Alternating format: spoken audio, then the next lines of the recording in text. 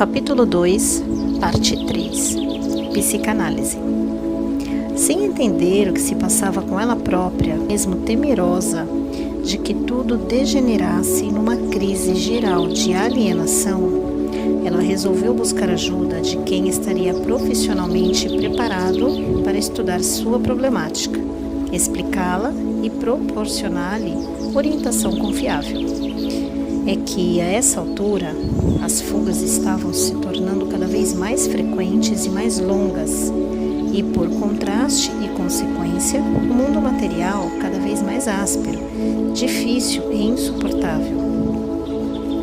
Ela precisava trabalhar e tinha elevadas aspirações a realizar, como a de estudar até o limite extremo de suas possibilidades para conseguir um tipo de vida pelo menos tolerável, um acordo entre suas aspirações e aquilo que a vida lhe poderia dar. Não tardou muito o desencanto com a metodologia terapêutica do analista. Em vez de uma discussão objetiva e racional de seus problemas, ele usava o jargão típico de sua formação e uma terminologia que servia apenas para rotular os fenômenos, e não para explicá-los e corrigir os desvios da emoção que Regina apresentava. Falava-lhe em alucinações visuais e auditivas e em processos de fogo com tendências autistas.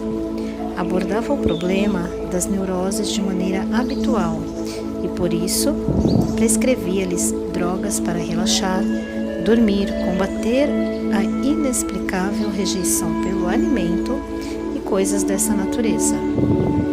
Em paralelo com os antidistógenos, prosseguia a busca dos traumas da infância. A questão, contudo, é que os tais traumas, que certamente existiam, não estavam guardadinhos à espera da análise, no âmbito de uma vida que mal excedia 2 décadas. Eles vinham de longe, muito longe, no tempo e no espaço. Regina foi dotada desde a mais tenra idade daquilo que Joan Grant, escritora inglesa, chama de far memory, memória remota. Ao contrário da maioria que esquece, a memória é uma coisa com a qual a gente esquece. Suas lembranças do passado varavam as camadas do tempo, escapavam pelas frinchas dos cofres secretos de sua intimidade e se apresentavam dramatizadas, vivas, dotadas de movimento, cor, som e emoção à sua aturdida vidência. Não caberia aqui uma contestação formal à doutrina freudiana de um passado traumático, nem a de que existe nítida possibilidade de ajustar as emoções em tumulto ou, pelo menos, aliviar os conflitos íntimos quando os traumas são identificados, debatidos e racionalizados. Não que isso seja uma panaceia capaz de solucionar qualquer distúrbio de mente, é claro, mas porque é realmente no passado que se encontram os conflitos que hoje emergem como neuroses e psicoses de variada conotação e terminologia. Não há o que discordar do eminente professor vienense na formulação desses conceitos válidos.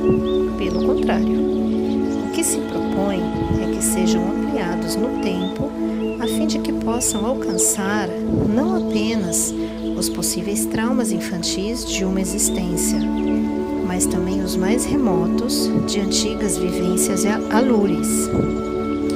Interferindo nesse jogo de emoções em tumulto, havia ainda o complicador adicional na mediunidade que nem o analista nem ela estavam levando em conta.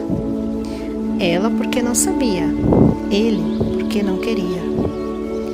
Grande parte daquela fenomenologia era certamente de origem anímica, ou seja, gerada pelo psiquismo da própria Regina como resultante da manipulação ação voluntária ou involuntária de seu inconsciente, onde se agitavam memórias de muitas vidas que lutavam por emergir e expressar-se.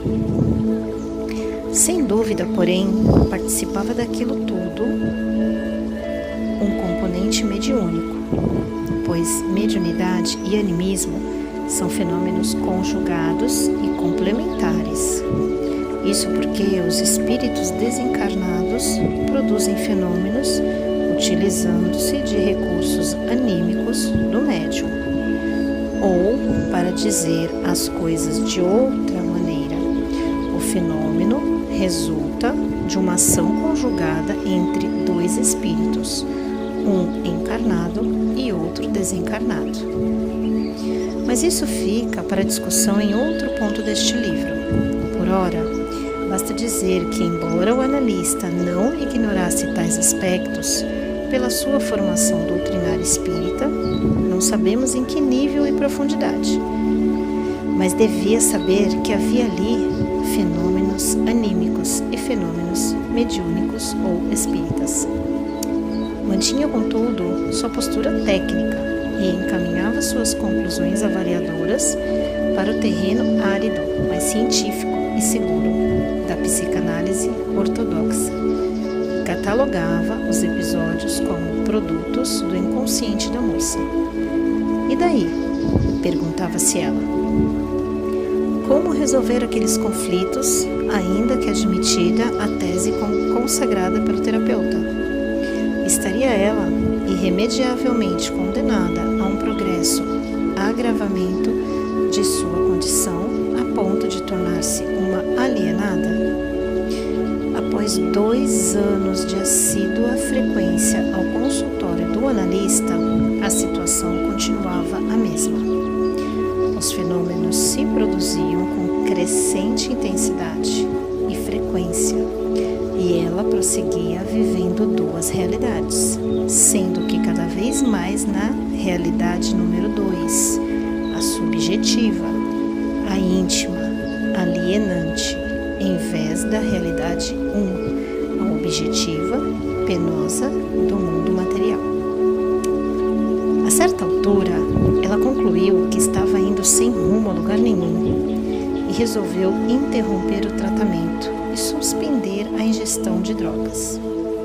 Durante esses 2 anos de ansiada busca, jamais o analista espírita, repetimos, mencionou de leve conceitos doutrinários ou terminologia espírita, como mediunidade, animismo, reencarnação, causa e efeito e outros. Manteve-se rigorosamente dentro da área profissional, limitado à instrumentação de seu aprendizado acadêmico, sem mesmo tentar introduzir qualquer noção doutrinária, ainda que como simples hipótese exploratória de trabalho. 2 ou 3 episódios curiosos e reveladores merecem destaque no relato dessa experiência de Regina com o analista. Percebeu ela, ao cabo de algum tempo, que ele começou a demonstrar profundo interesse pela variada fenomenologia que ela apresentava. Chegou mesmo a realizar de algumas experimentações, como, por exemplo, comunicar-se com ela telepaticamente, funcionando ele como emitente e ela como receptora. O sistema funcionou. Bastava que ele se concentrasse, desejando que ela lhe falasse ao telefone, que onde quer que se encontrasse, ela procurava um aparelho e ligava para ele, perguntando se ele a havia chamado, o que ele confirmava. De outras vezes, mesmo sem ser dia de consulta, ele propunha telepaticamente que ela fosse ao consultório, e ela comparecia, movida pelo impulso de ir. Talvez estimulado por essa receptividade da parte dela, tenha ele decidido experimentar também com a hipnose, de modo a penetrar mais profundamente no seu psiquismo. Parece que pretendia levá-la a uma regressão regressão de memória com a intenção de explorar suas vivências infantis ou, quem sabe, saltar a barreira e aprofundar-se na memória integral, onde se acham protegidos pelo inconsciente os arquivos secretos das vidas anteriores. Paradoxalmente, ela não se revelou um bom sujeito, como seria de se esperar. Tentaram o procedimento várias vezes, sem êxito. Certo dia, porém, quando começava já a mergulhar na zona crepuscular da hipnose, ela viu a porta do consultório abrir-se e entrar um espírito. Era uma mulher de estatura mediana, vestida como enfermeira ou médica, cabelos curtos, cuidadosamente penteados a Romeu. Aproximou-se, postou-se à direita de Regina e lhe disse que estava ali para impedir que ela fosse hipnotizada, pois não lhe convinha submeter-se ao procedimento. Prontamente ela ficou em estado de alerta. Fora-se a sonolência que prenunciava o mergulho nos estudos mais profundos da hipnose. Como o médico insistisse nos comandos, ela informou-lhe de que ele não conseguiria hipnotizá-la. Ante seu desejo de saber das razões, uma vez que ele usava o procedimento com regularidade e êxito com vários pacientes, ela contou o que presenciava. Estava ali à sua direita, uma senhora para impedi-lo. Dizia-lhe ainda que o método não convinha a Regina e que ela se recusasse terminantemente a submeter-se à experiência. Por certo, que havia boas razões para isso, ainda que ignoradas. O analista ficou desapontado e na maior frustração. Não se sabe se propôs algo termo científico para mais aquela alucinação. Certa vez, ela disse que, embora referindo-se frequentemente a uma irmã, ele era filho único, o que ele, admirado, confirmou. Seus pais haviam criado como filha uma prima que fora para sua casa ainda infantil. Aí estava, pois, sua irmã de criação. De outra vez, ela lhe falou sobre um acidente grave que ele sofrera quando ainda criança, também confirmado. Como Regina sabia disso? Provavelmente era informada durante seus frequentes desdobramentos. Tais revelações emergiam espontâneas e sem artificialismos ou montagens especiais para impressionar. Nem era intenção de Regina impressioná-lo com fatos insólitos. Os fenômenos fluíam, tão autênticos como inesperados e sem demonstrações espetaculares ou transes. Eram mencionados no decorrer da conversa, da passagem, como simples comentário, sem maiores consequências. Daí, provavelmente, seu propósito de estudar mais fundo aquele curioso psiquismo que guardava tantos segredos e mistérios. Regina decidiu, por esse tempo, que ali não havia nada do que ela buscava, ou seja, explicações que a ajudassem a entender e, eventualmente, resolver seus conflitos emocionais. Foi nessa fase que 2 episódios da maior repercussão ocorreram na sua vida: a descoberta do espiritismo e o reencontro com a personagem central de suas vidências, que o analista preferira considerar alucinações ou fantasias subliminares. É o que veremos a seguir.